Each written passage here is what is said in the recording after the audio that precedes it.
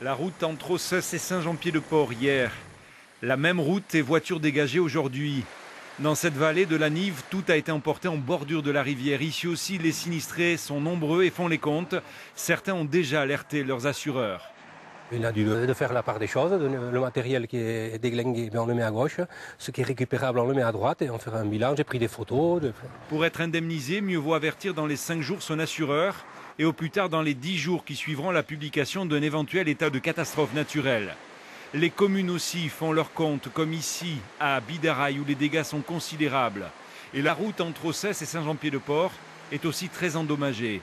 Voilà, ce matin, il n'y avait rien ici, donc voilà, elle s'ouvre et les intempéries vont faire que voilà, ça se creuse dessous et ça va partir.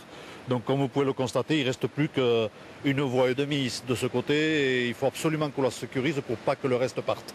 Sinon, c'est la route qui est coupée complètement. Cette route, principal axe vers Saint-Jean-Pied-de-Port, pourrait rester fermée plusieurs semaines, déviation obligatoire vers Baïgorry. Les dégâts sont considérables sur les ponts ici, mais aussi à Méharin, Ostabat, Bergo et Villeneuve, parmi les plus touchés. Et ce qui inquiète les techniciens, c'est le retour de la pluie dès demain.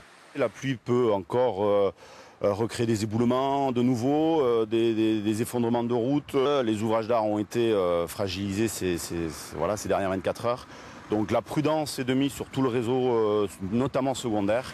La seule commune de Banca a évalué ses dégâts à 500 000 €. 70 communes sont sinistrées. Les inondations au Pays Basque sont déjà estimées à plusieurs dizaines de millions d'euros.